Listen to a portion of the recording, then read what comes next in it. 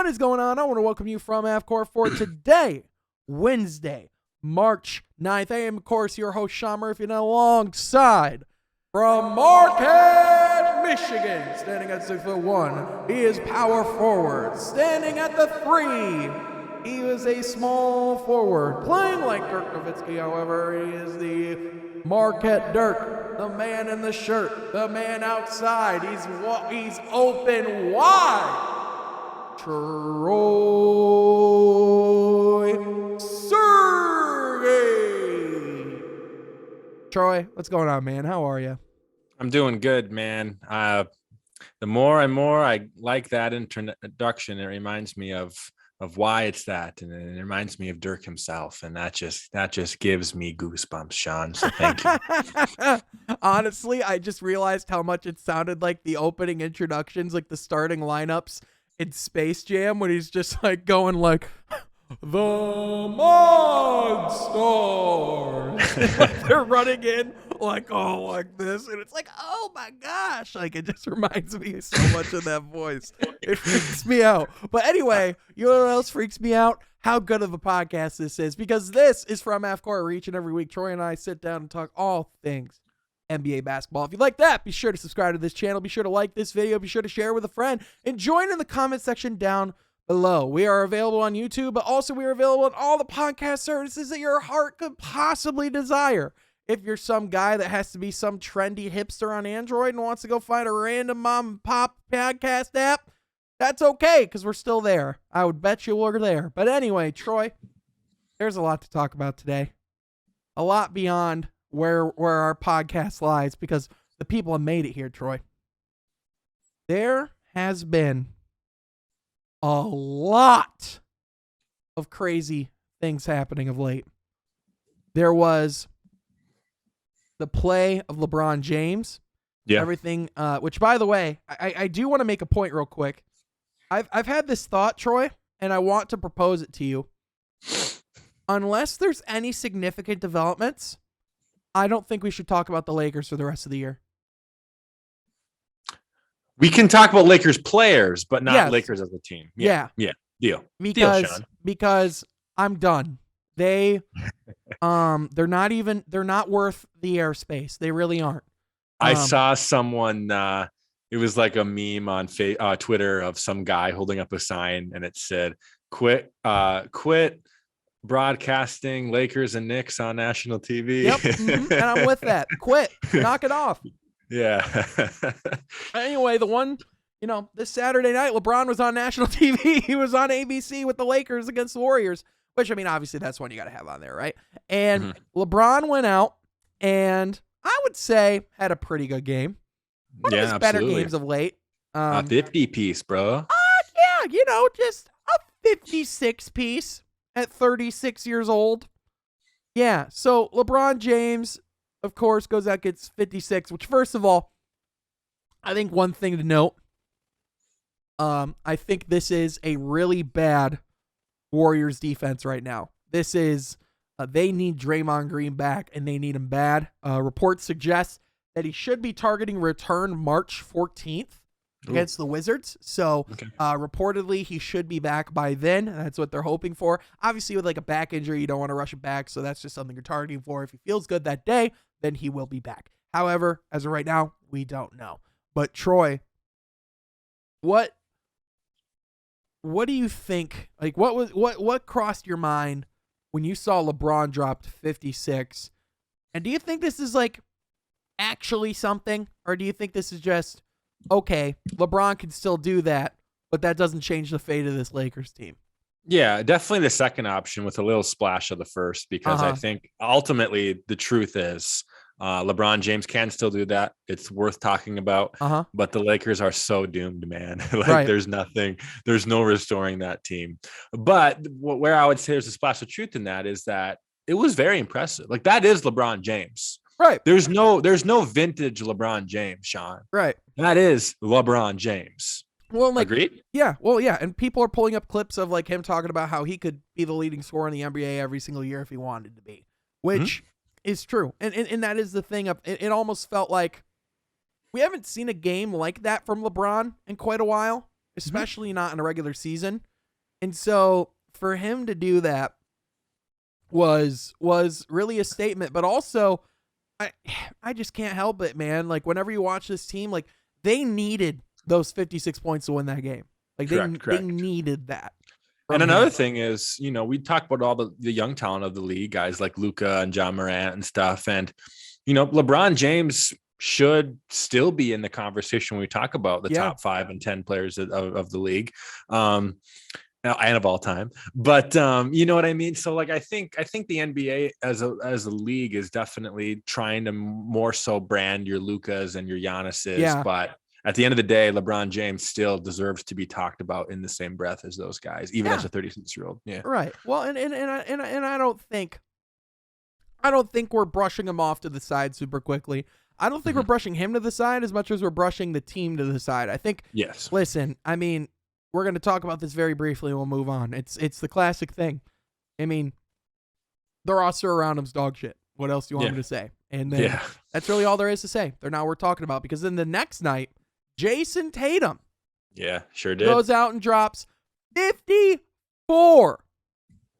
This guy, I mean, it's one thing like LeBron James, one of the greatest players of all time. There's a degree of it that's not really much of a shocker because it's LeBron James, right? Mm-hmm. Jason Tatum, to be as young as he is, for this Celtics team to be as good as they have been so suddenly, like this, it feels like Jason Tatum and Jaylen Brown are growing up. Mm-hmm. You know what I mean? It feels like it looks like they're finding their identity as a team and they're finding their identity as stars and they're finding the way to make the guys around them better. Yeah. And ever since, I mean, because that's what they've really needed. Like you could get all the talent around those guys in the world. At the end of the day, it was going to come down to whether or not these guys could actually come out and put something around those guys, right? And it was the fact that this team is the number one defense since the calendar years flipped. It's the fact that this team is beating the teams that they are, is having the record that they have.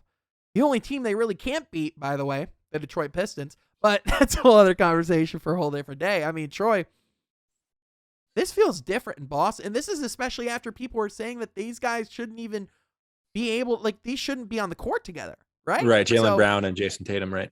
Yeah, so when you're watching this, like, what's going through your head? Like, what do you think is Boston's ceiling this year? And also, what do you think is the long-term plan for these guys? Mm-hmm, mm-hmm. Yeah. So believe it or not, when I was watching the game a little bit on Sunday afternoon, Jason Tatum's big 54 game, you know who I honestly saw little flashes of is like early, like year 3, year 4 KD from OKC, which is ironic because KD made his return that game. And I'm sure we'll talk about that in a moment.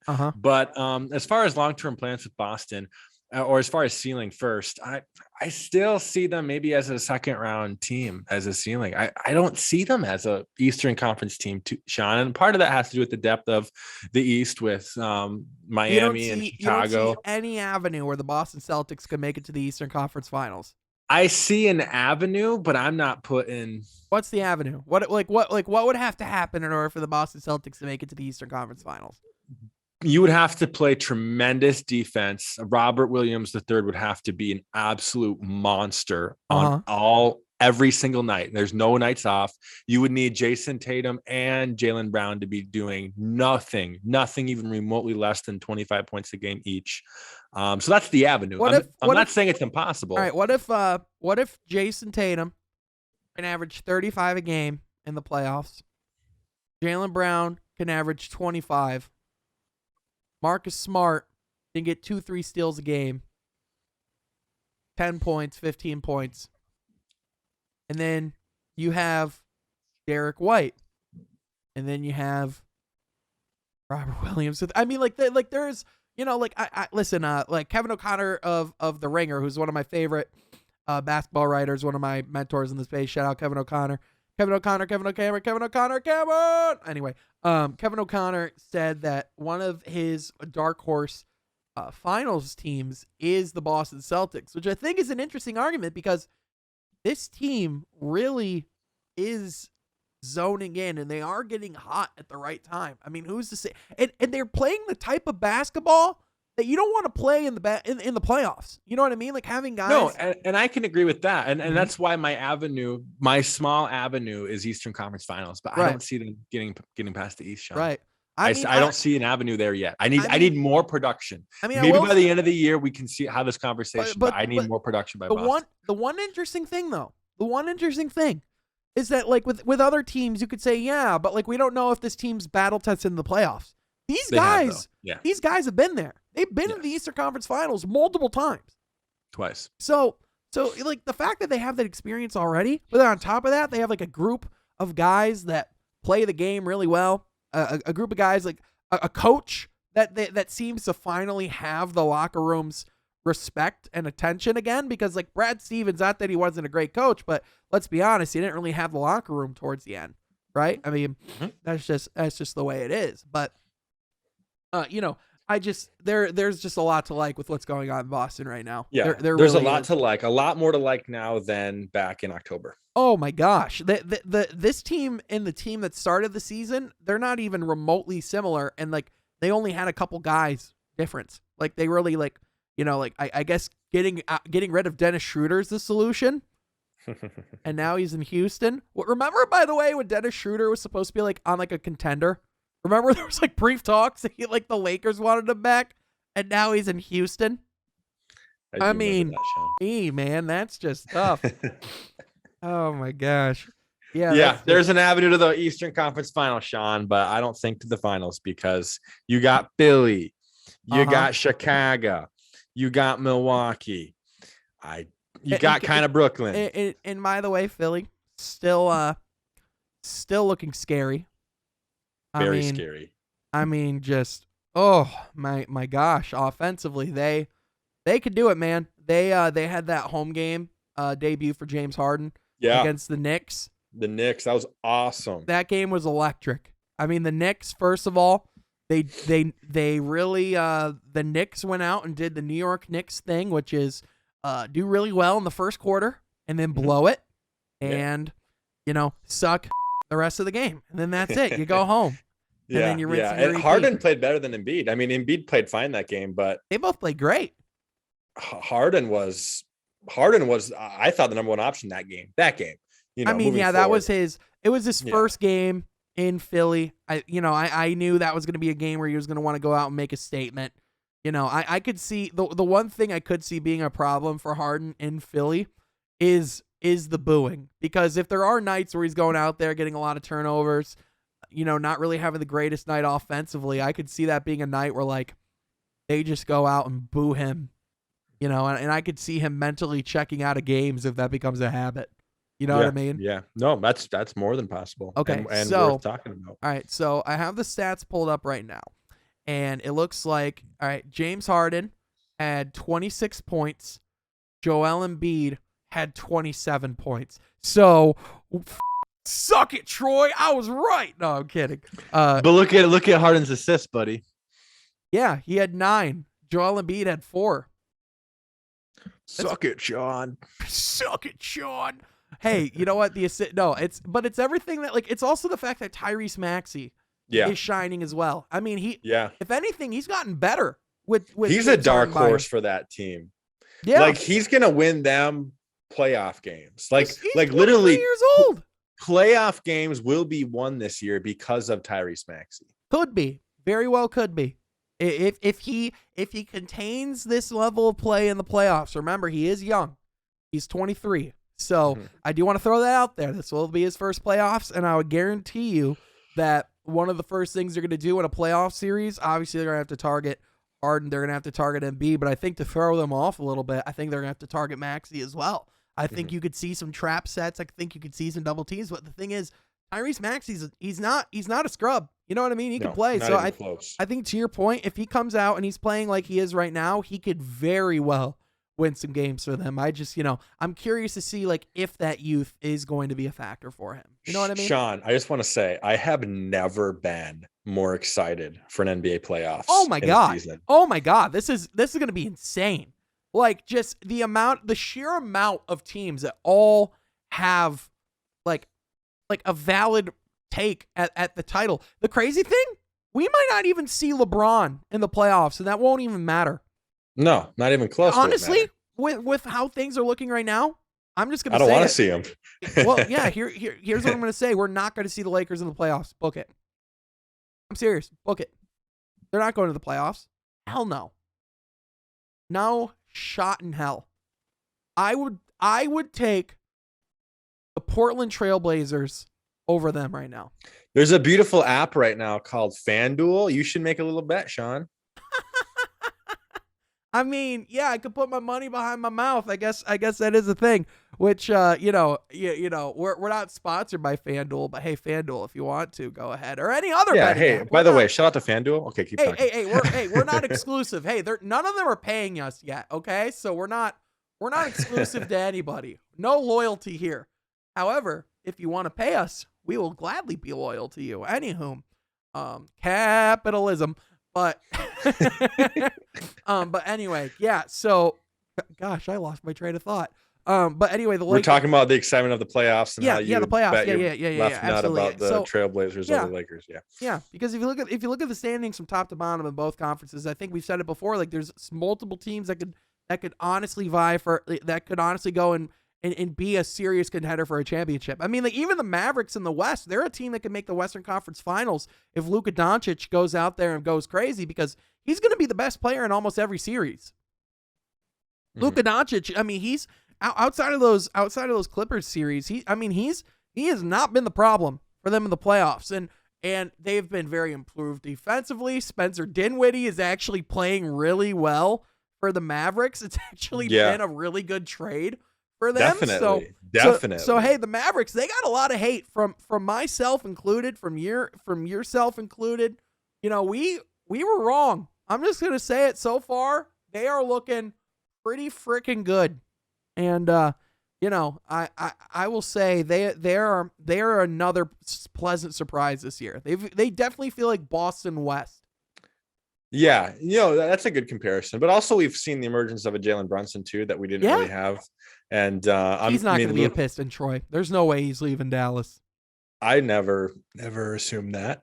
But there were a lot of reports that Troy Weaver is interested in Jalen Brunson. Right, Troy Weaver, not this Troy. But Luka's honestly been playing unreal too, so that's worth our conversation. Oh, 100%. Luka, I mean, he just finds a way to continually improve his game. He's playing more minutes. It seems like his conditioning is getting better. Definitely. He is becoming more of a leader, in my opinion. And the fact that the game is already slowed down for him this much, but the fact that he's only going to get better, terrifying. Terrifying. And it's to me, there's two players' futures. Actually, I'm going to go with three that could define the future of the NBA. It's Luka Doncic. It's Zion Williamson. Listen. I know that face, but listen. There's been a lot of bad news about Zion right now. I get it. Did you see Zion last year? If Zion comes in, and mind you, he did that playing out of shape. And he's 21 years old, too. He's 21. If Zion Williamson comes back and is in shape with CJ McCollum, Brandon Ingram. New Orleans, man. New Orleans. That's a whole different conversation. If Zion comes back and he's Duke Zion, combined with that NBA dominance and efficiency, are you telling me we're quitting on that kind of ceiling yet? You know what I'm saying? Like, I get it. But have you seen the pictures of him in New Orleans, Troy? Have you seen the latest photos? I haven't. He looks good. He looks really good. I'm gonna send you a photo right now. Your third guy, Sean. This is an important one. John Morant. Yeah, mine too, for sure. Honorable mention, Jason Tatum. Yeah, that was definitely my honorable mention too. We really see alike, man. We do. We do, Troy. There's a reason why you and I get along. Hey! Can we add a second honorable mention? Cade Cunningham. Oh yeah. For us, that's who we're watching. Because Cade Cunningham, Sean, is a guy that he may not have the, like you mentioned, generational talent maybe as those guys, but at least he might not have the ceiling of those guys, but he certainly has the all-star year after year potential as just about any. He has Hall of Fame potential. Oh yeah, absolutely. So this picture I'm sending you, Troy, it's of Zion in New Orleans with his dogs, and someone said, my mom sent me this photo of these dogs, not realizing that it's Zion Williamson's dogs. Yeah, he does look good. He looks really good. He's been working out. Also, sidebar, Troy, did you hear by the way, speaking of the FanDuel thing, real quick sidebar. Did you hear Calvin Ridley in the NFL is being suspended for a year for gambling on NFL games? I saw that today. Way to fumble the bag. Well, why bet on football, man? Why not just bet on another sport? Dude. Yeah. You have to know. You have to know that's illegal. You have to know. You have to. There's anyway. Okay, we're not from half field. We're from half court. God damn it. Anyway, so but with that, I personally, I am very, very interested. Speaking of that Celtics, there was Kevin Durant made his second game back was in Boston. He did, of course, make his return at home against Miami the game before. They did lose both of those games. The Brooklyn Nets are now 2 games under 500. That's insane. They are in 9th place. Ben Simmons will reportedly definitely not be playing in Philly. However, I think he's going to be in the building. So he might be in the building on the bench, which, if that's the case, holy, that's going to be must-see TV. Holy, what day is that, Sean? What day is that? March 10th. March 10th. So that's Thursday night? I believe so, yeah. Is that at national TV? Oh, that's got to be national TV. It has to be. Yeah, it has to be. Hold on. I'm on it. Yeah, they're going to boo him. Oh. On an unreal level. But, Sean, imagine Thursday, if he was playing. Thursday at 7:30. Yeah. You said what? Yeah, Ben Simmons will sit on Nets bench versus 76ers. He won't play. And it's on TNT? Yeah, but Ben Simmons, who is dealing with back issues, will sit on the bench. So, the fact that he's seen as too, I will say, he is coming back and he is working his way back into game shape. Apparently, it is his back that's holding him back. Right. I will say, all respect to Ben Simmons for being there. You know what I'm saying? Right. Right. Absolutely. That takes gumption. You know what I mean?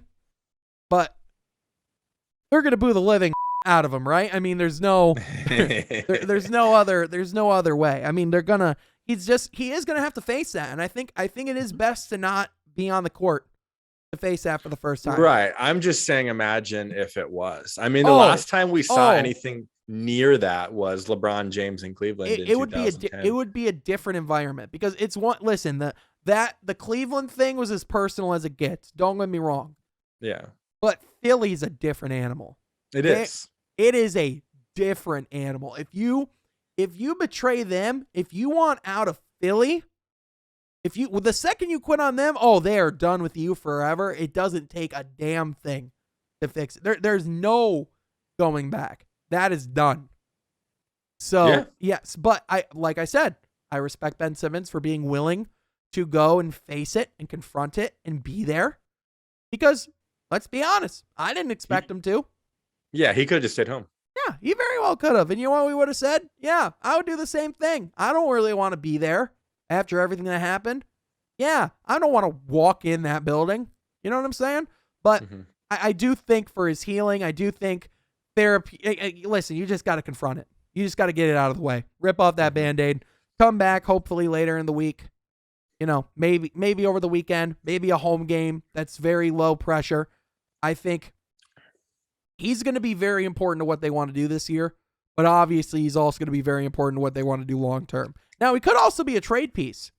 They could decide that they don't like him, and they could trade him somewhere else. However, they might have to throw in one of those first-round picks they got from Philly. So, Troy, what do you like the fit with Ben Simmons in Brooklyn? Do you like the fit alongside Kevin Durant and Kyrie Irving? Because it does push the pace. He can play that supercharged Draymond Green role.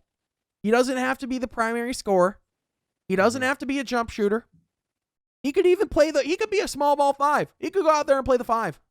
Sure. He could set screens, like do a lot of the dirty work, like the stuff that Ben Simmons does best.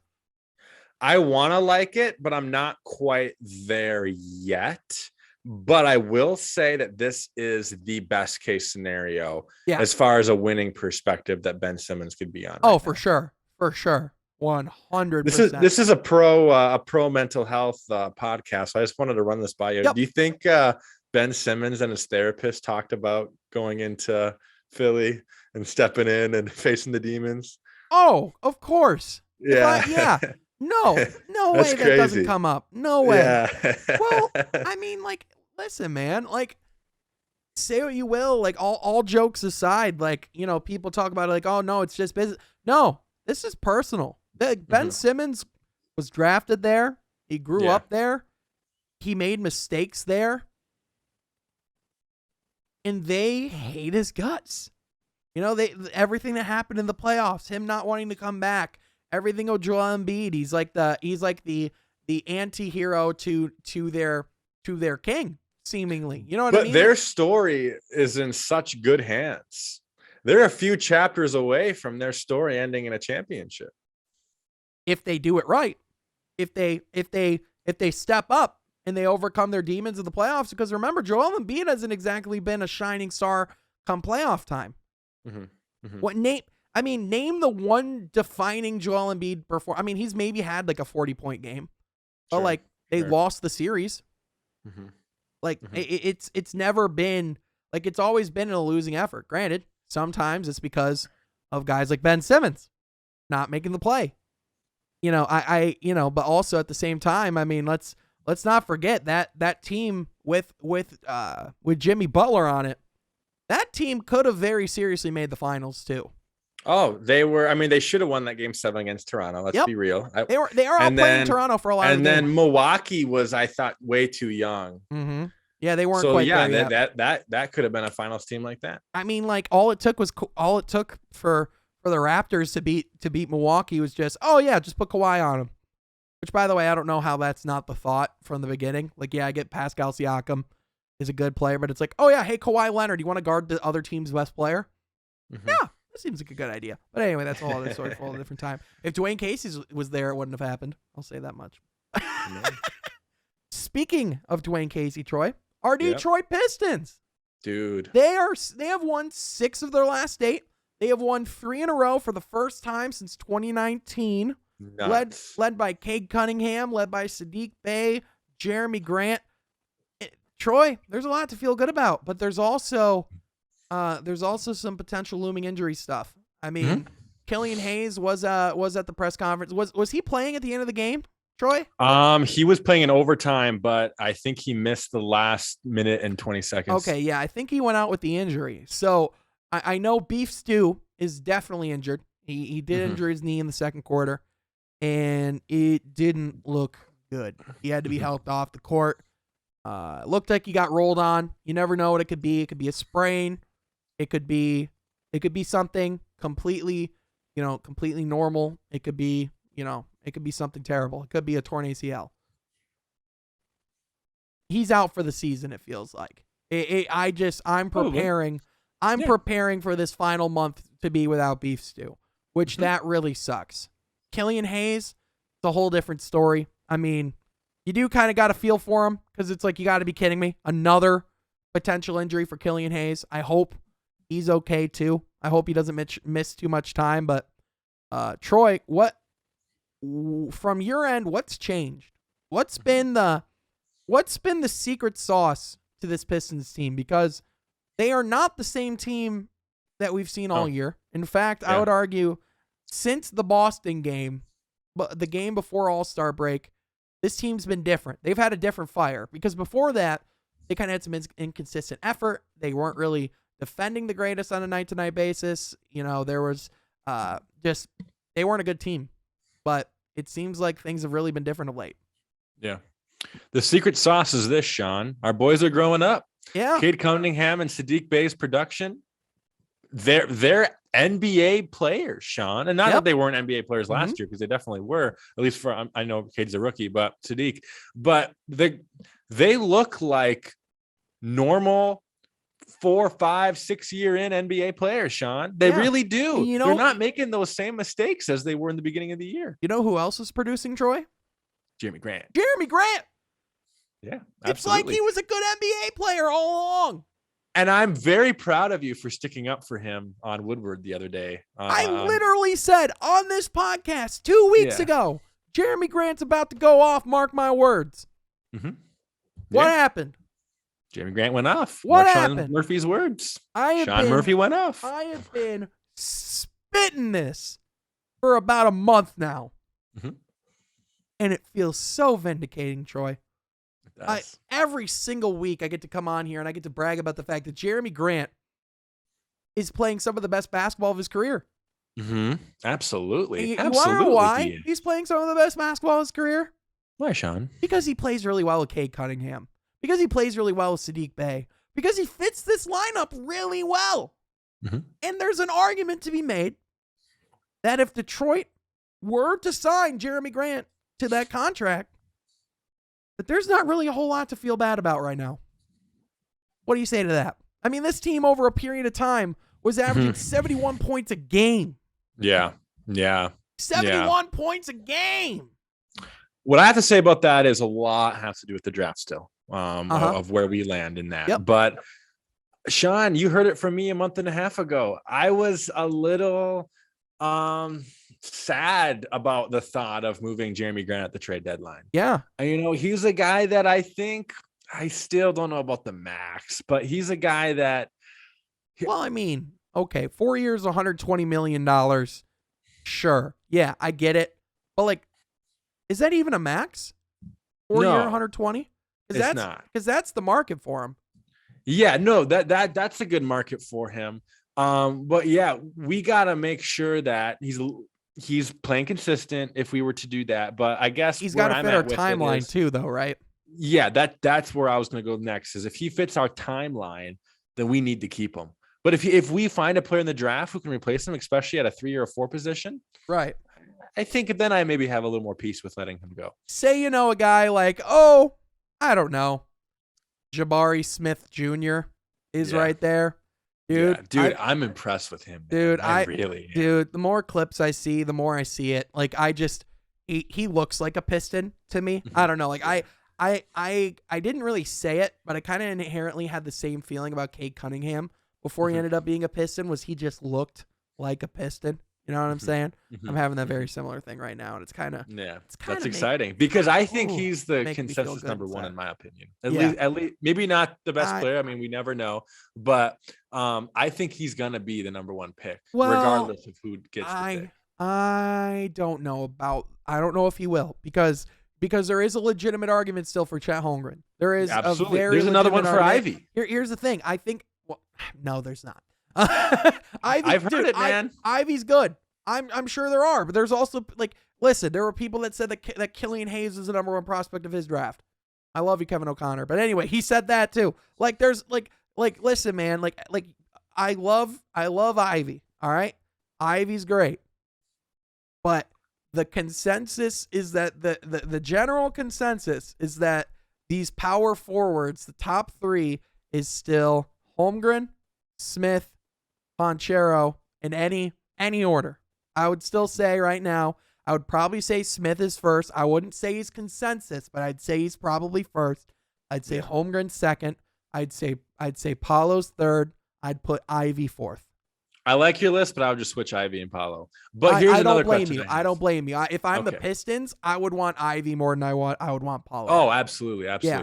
Here's a question. So is this a draft where I mean, March Madness will determine some too, but is this a draft where whoever gets the number one pick will pick teams' needs more than ceiling? Or is this a normal draft where it goes ceiling first?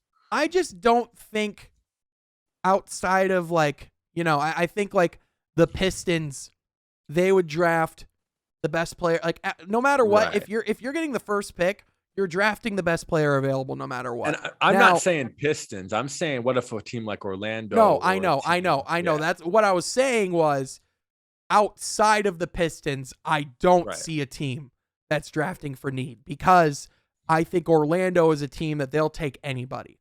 I don't, even though they got Jalen Suggs top 5, they're not committed to him long term. If there's another point guard they can get that's better, they'll get him gladly. If there's, for example, another team like, the Houston Rockets, they're not committed to anybody. Yeah, they got Jalen Green at 2, but if there's a guy that's better, they're going to go get him, right? It's the same thing. Now, obviously, for the Pistons, I think, you have you kind of have a few pieces. You actually have a core moving forward. Yeah, like they're starting with a little bit of a core. I'm sorry. Donovan Mitchell's down. Ooh, how bad? Another injury. Sorry, yeah, I just saw that. Hopefully it's nothing too. Oh, okay, he's fine. He just got smacked in the face. Anyway, he's just being a little. Anyway. Anyway, yeah. So, with that, there's not many teams that are going to be up there. Like I could see Oklahoma City. Like I think they're another team that would need like another like Oklahoma City would be perfect for Chet in my opinion. Like go there with Shai Gilgeous-Alexander. Like build giddy. Yeah, build that core around them. But I think again, in my opinion, I just don't believe in drafting for need if you have the number 1 overall pick. I just don't because you need everything if you end up being the number 1 overall pick. Like it's the thing of like people would be like, oh, but the Pistons have Killian Hayes, so therefore they should draft Evan Mobley. Well, no, because if anything, we've seen that Cade is a significantly better ball handler, shot creator for himself and other people than Killian Hayes is. Now, Killian Hayes just had his best game of his career tonight. You know what his outbreaking game was? 12 points. That was his outroar. That was his, whoa, Killian Hayes went off. 12 points. Cade Cunningham does that in the first quarter. Just saying. Tonight was one of the, I think, top 3 most impressed games of Cade this season. Oh, yeah. Against Trae Young like that. 6. Trae started off hot, but Trae cooled down for the rest of the game, man. No, he really was never hot. He only ended up with 13 points. Well, he scored 10 of those in the first couple minutes. Oh, okay. Yeah, that's true. Yeah, and then he was held to single-digit points until the fourth quarter.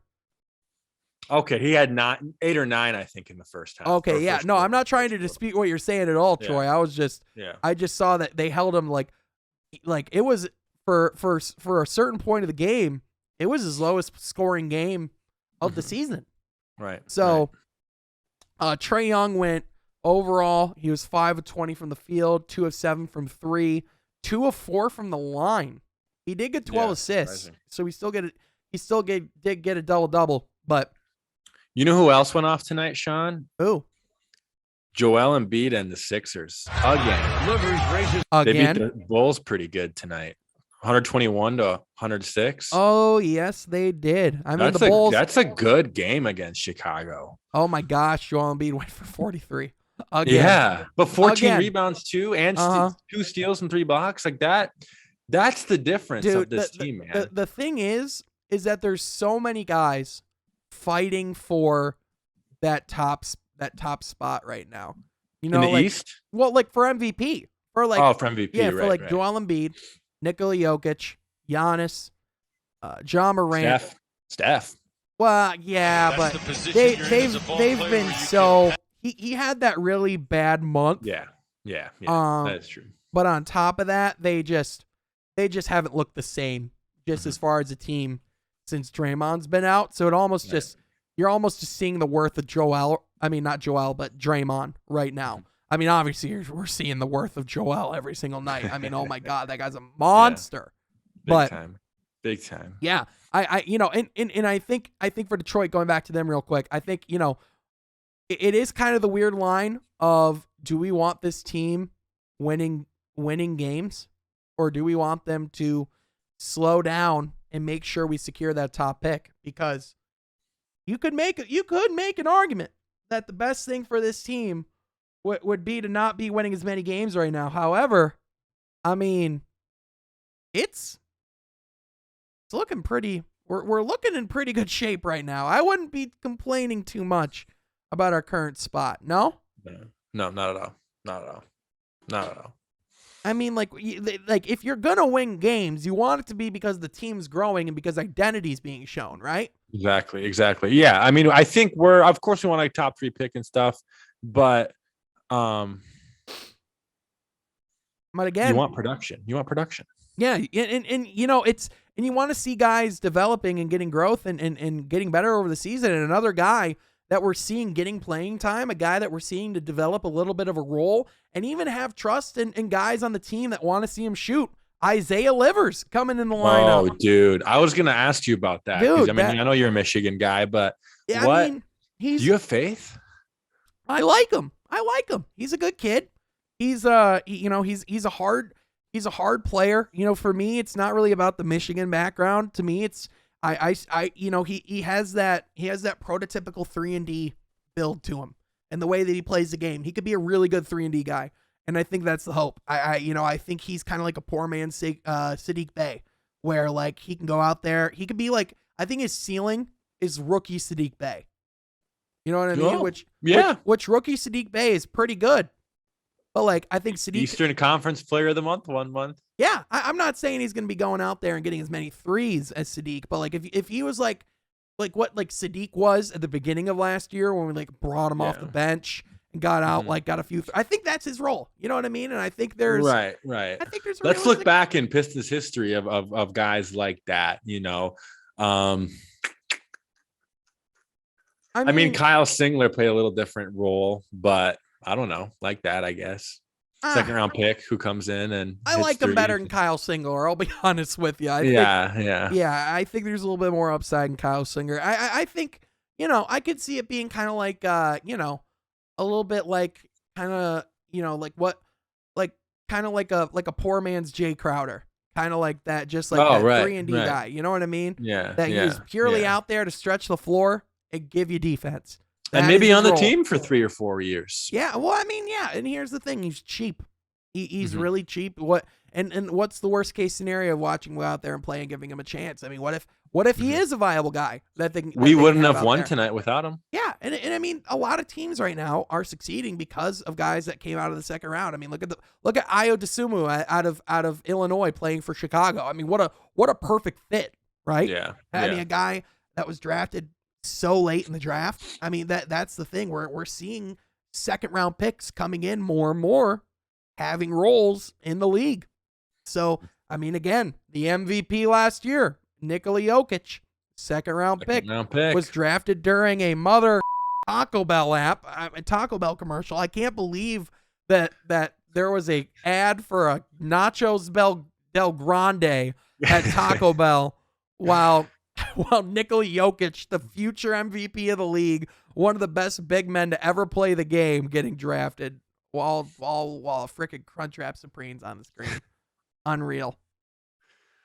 Absolutely unreal. Oh my gosh. That makes me hungry for a Crunchwrap, by the way, Troy. Really makes me hungry for That's the only item on the Taco Bell menu I have not had. You've never had a Crunchwrap? You ever had a taco? The only item. Have you ever had a taco? Yes, I've had a taco. You ever had a burrito?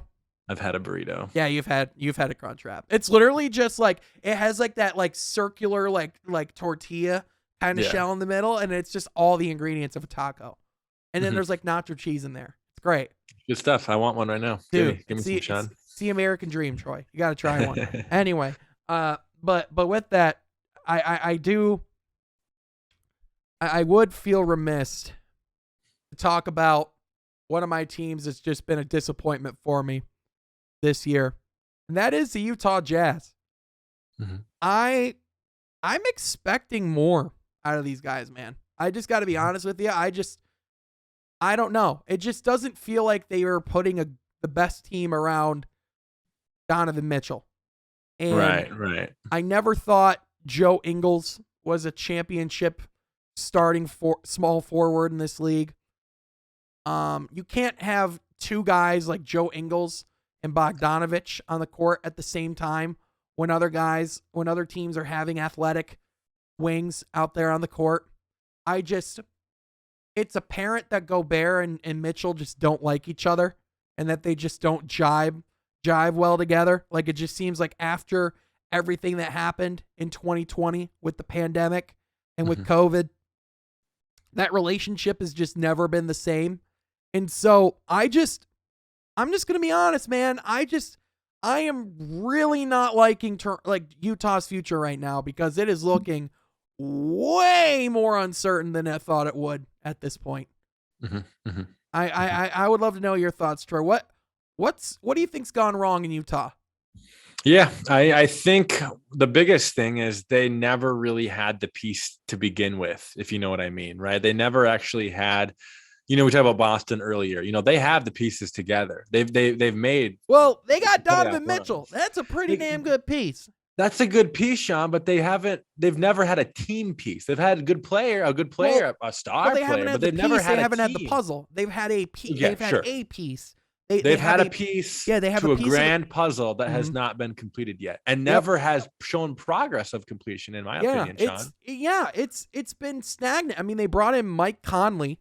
Right. I mean, that brought him to be like a Western Conference top team, but like they haven't gotten past like the semifinals. Never. So I just there's no reason to look at this team, especially last year, and not say this was a Western Conference Finals team last year.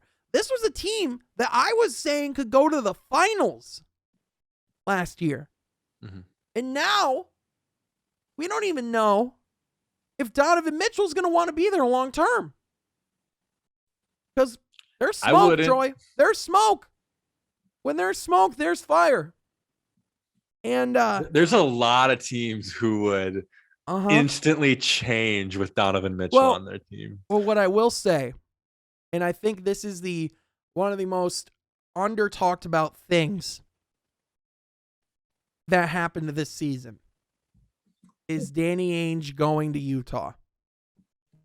Danny Ainge, the Godfather GM in Boston over the past decade plus at least.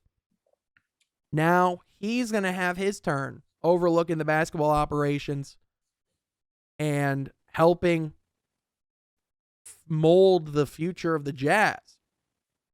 Troy, if you're the general manager of the Utah Jazz,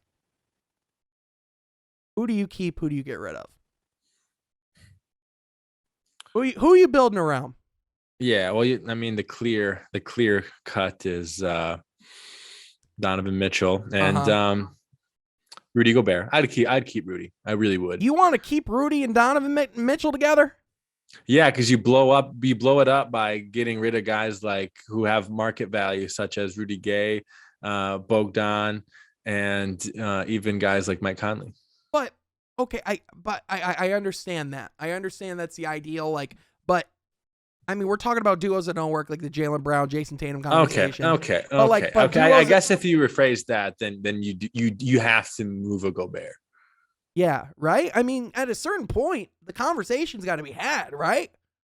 I mean, because again, it's going to be, and yeah, you could blame injury if you want to, but even when this team was healthy, I never thought they were a serious contender this year. No, and that's what I got at the begining was they had the pieces, but the puzzle was never there. The puzzle could never be taken seriously when not put together. Exactly, and that's the problem is that they have a guy like Donovan Mitchell, who's as good as he is, and now Utah, it has a little bit of a reputation. Well, first of all, they have a reputation for having one of the more racist fan bases in the league, but also they also have the reputation of not getting it done, of having the great stars that never got a ring. I mean, John Stockton, piece of shit, Karl Malone, Donovan Mitchell, Rudy Gobert. I mean, it's going to be interesting, man. They have a lot of interesting decisions to make. And I think this offseason, I would be interested to see a guy like Jeremy Grant end up in Utah if ultimately Jeremy Grant was going to go anywhere. That could be an interesting fit. That really would, in a really unique way. Yeah, I'm very happy he didn't go to LA, dude. Imagine him on that. We're not talking about them. We're not talking about them. Well, yeah. Are you talking about the Clippers? We'll talk about the Clippers. They've been great. I was talking about the Lakers. Right? I've said that. No. We're not even saying their name. We're following the Charles Barkley. We're not even saying their name. No, I'm kidding. Okay. I will say Clippers would be unique too, though. Clippers would be unique. I will say, Reggie Jackson. Oh yeah, been playing great. Big fan of that. Yeah, love to see it, man. I mean, this feels like the Reggie Jackson we were supposed to get in Detroit. Yeah, it really was. Yeah, and I think we the guy had we hints wanted. of this. Yeah, we had hints of this. Yeah, we got hints of this, but this is the first time he's been able to really put it all together. And dude, what did he had 44 the other night, didn't he? He had something crazy. Like, I mean, he was talking trash with Russell Westbrook. That was pretty great. Hold on, let me pull it up. But yeah, it was man. Yeah, I mean, again, which by the way, that game. The Lakers, I mean, the one thing we will say, again, just to keep dancing on the grave of the Lakers, because I like doing it. We're not talking about them, but when we do talk about them, we're just gonna on them. When they lost by 21 to the Clippers, and Reggie Jackson went out and dropped a big, fat 36 piece on them. Guess Reggie Jackson's plus minus against the Los Angeles Lakers. Take a guess. Can't think of it. I can't. Plus 44. Yeah, that's what I saw. I saw plus 44, not 44 points, but yeah. Guess LeBron's plus minus in this game. Minus 27. I was going to say plus 22. I didn't watch the game. And in bonus, Carmelo Anthony. Plus 17. Minus 34. Again, that's like what the teams, like overall, like what you contributed overall. Like it's a difficult stat to really talk about. I think a lot of people use that stat very poorly, but I will say, no matter what, yikes, dude. But anyway, with that, there is a lot of basketball being played, a lot of good stuff happening. And I'm excited for the league. Karl Anthony Towns just won Player of the Week, like NBA Player of the Week in the West over the last week. Who deserved it? Yeah, Karl Anthony Towns has been playing really well too. There's just a lot of good basketball being played. Apparently, LeBron got injured tonight as well. Yeah, but he's been kind of like that of late. I think. Do you think that's the way that they're shutting him down for the year? You think? Well, every game's game time decision, Sean. Every single game the past month and a half. I guess he wasn't playing tonight. Yeah, he didn't even play to begin with. Yeah, I could see LeBron wanting to be shut down for the year. I could see him being done. Imagine just Russell Westbrook having the reins for the final 20 plus games of the year. And he just goes out there and shits the bed. And just gets like averages 15 points, 36% shooting from the field, like 7 assists, 5 turnovers. Vintage Russell Westbrook stuff, eh? Hey, you're onto something, Sean. One last thing about the Lakers, and then we're done with them. And I'm being serious this time. Russell Westbrook, reportedly, there is no chance he is not on a new team at the beginning of next year. Reportedly 0% chance. According to sources, he has been defiant in changing and adjusting his role. He has been resistant to being a different player. And now is going to be on the fourth team in as many years? Well, new team every year. Yeah. Yep. Fourth team in 4 years. Yep. And I could see, oh my God, I could see Portland being desperate enough to pick him up. No way. No, there's no chance. You don't think so? No. There is not a shot in the world. First of all, if you're coming in as a general manager, like a new general manager for the Portland Trailblazers, and your first move is trading for Russell Westbrook, you might lose your job that day. Like, no joke. I'm just thinking of desperate teams. That's why I said them. Oh, yeah. Well, I mean, they might be desperate. I think he's going to go to a team. Imagine this, Troy. Oh, I can't. I'm excited. Imagine they pick up all right. The Lakers pick up the phone, and it's Sam Presti. Hey, we heard you have Russell Westbrook. We'll take him off your hands for a couple first-round picks. Imagine Sam Presti, and the ultimate turnaround move brings back Russell Westbrook to the Oklahoma City Thunder to cash in more picks and then buys him out as soon as he gets there. Buys out. But then if he gets bought out, what's going to happen to him? He's a free agent. He can go sign wherever he wants. That's to me. But if you're talking about honestly what his future is, he's getting the Blake Griffin treatment.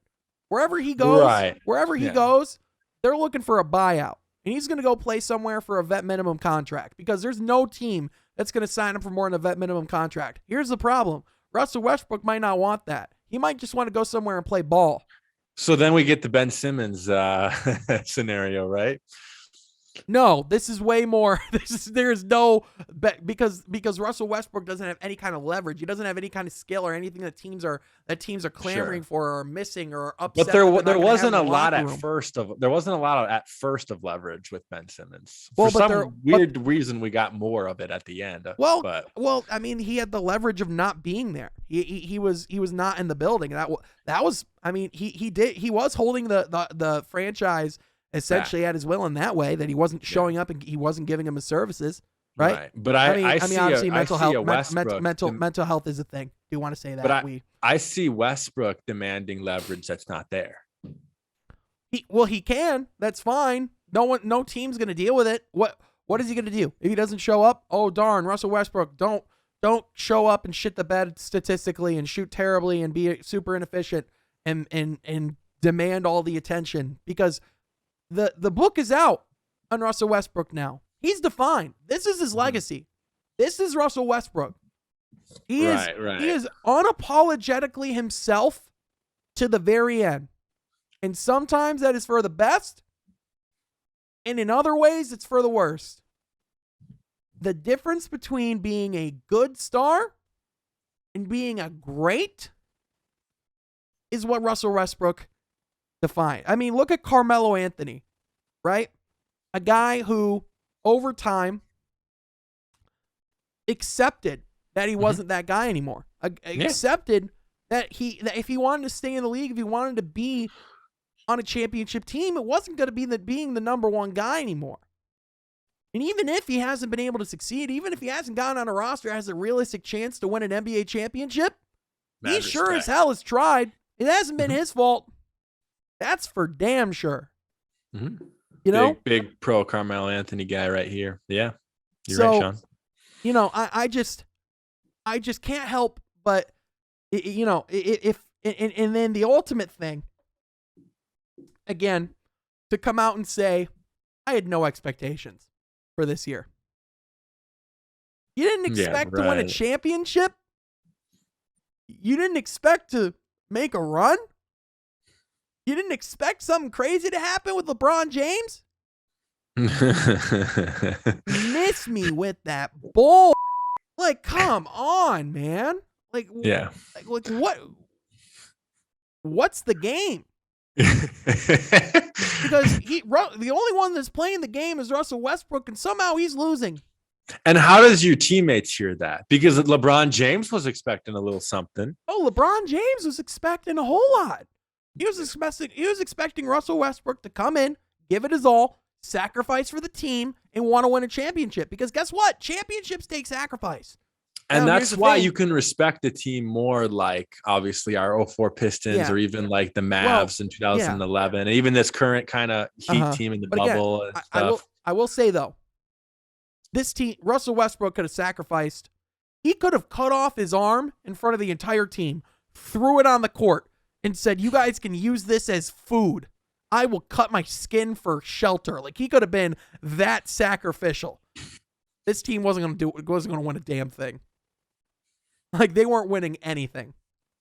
They weren't gonna get a foam finger at Chuck E. Cheese, let alone a championship. But I told you, Sean, the Wizards would get a tiny bit better, and they did. Can we talk about the fact that the Kyle Kuzma trade is looking historic? Like, how bad of that was the guy that they needed to get out of the building. We need to hold on to Talen Horton-Tucker, but Kyle Kuzma's got to get out of here. Well, I don't know if I don't know what Washington was thinking, but like, I don't know if they could have gotten that deal without throwing Kuzma in there. Well, no, what I'm saying, I mean, like, money wise, yeah, but what I'm saying is on the Lakers end. Okay, gotcha. Like, on the Lakers end, no, we got to keep Talen Horton-Tucker, but Kyle Kuzma, that's the guy we got to get rid of. Mm-hmm. Like, that's what I'm saying. So, you know, and Alex Caruso, you kept Talen Horton-Tucker, knowing that meant you wouldn't be able to keep Alex Caruso. That's looking damn bad. Mm-hmm. Mm-hmm. It is, Sean. So, yeah, you know what? That's why from here on out, we're not talking about the Lakers.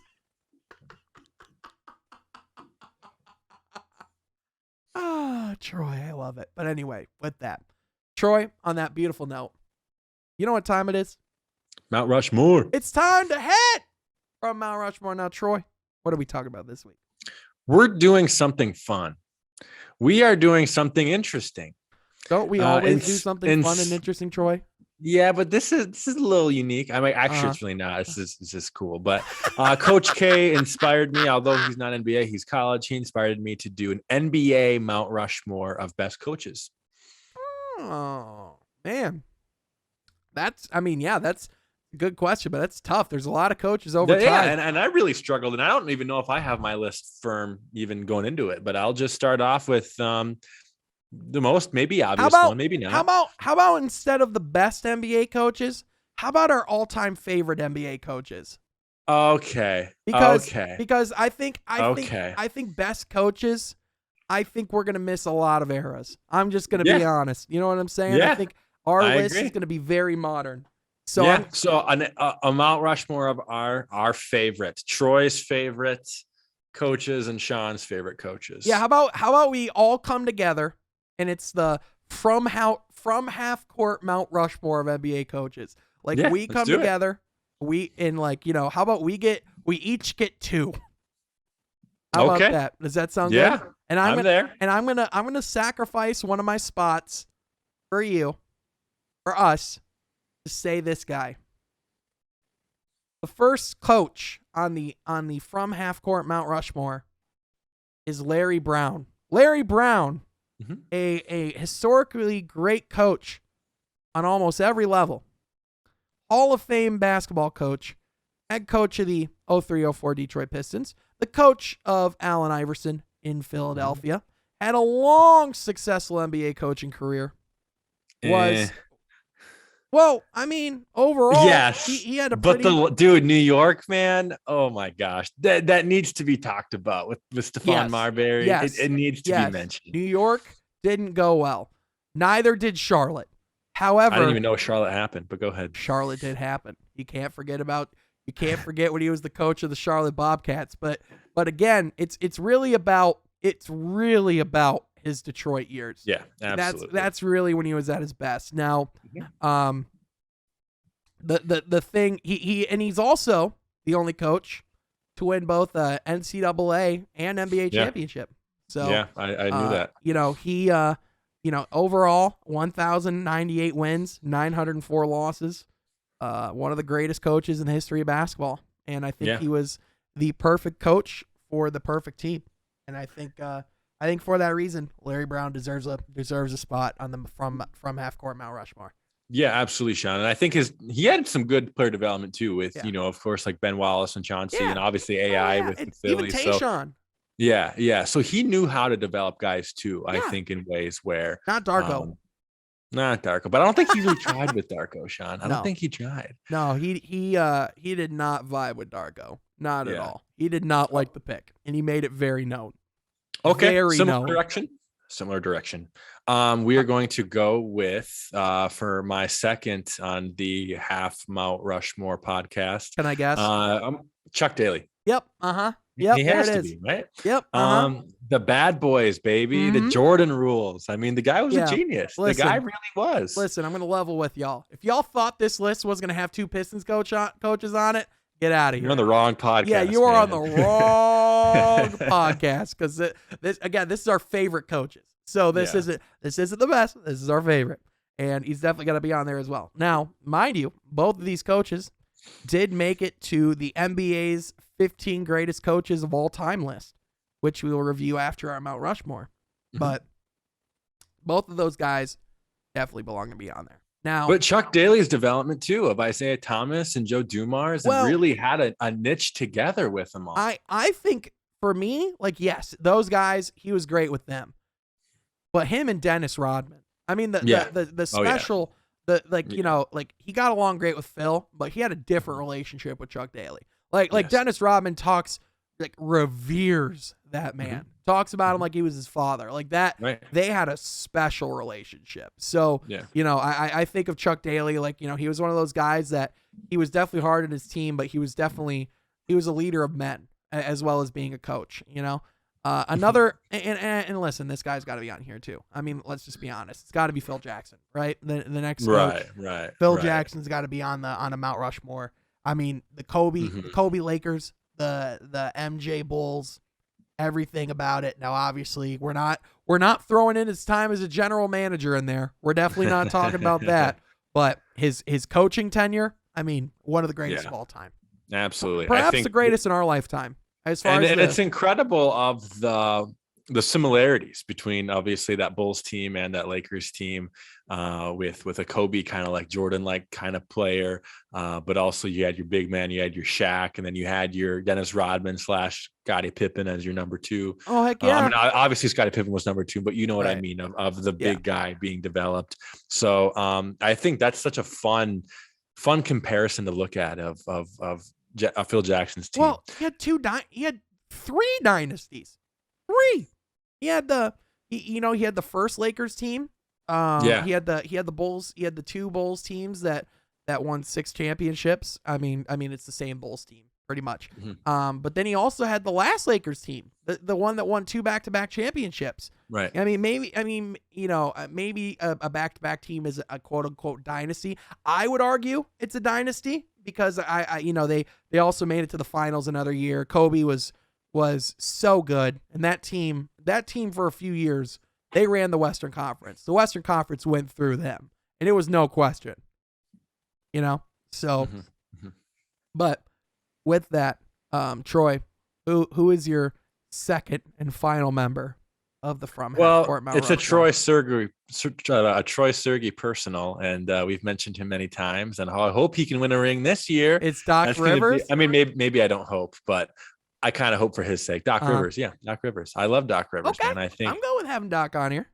Yeah. I mean, the Celtics, man, even when they lost to Kobe's Lakers 2 years later, I mean, he had such a incredible way of getting that team good fast.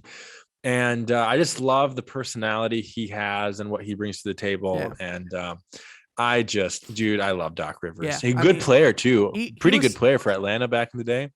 Yeah, he was a special coach. They needed a special leader in Boston for that Big Three team. And he really was that guy. He really was. I mean, he brought culture to them. They were unified. And looking at the list of the 15 greatest coaches in NBA history, according to the NBA, which by the way, Pistons have 2 of them.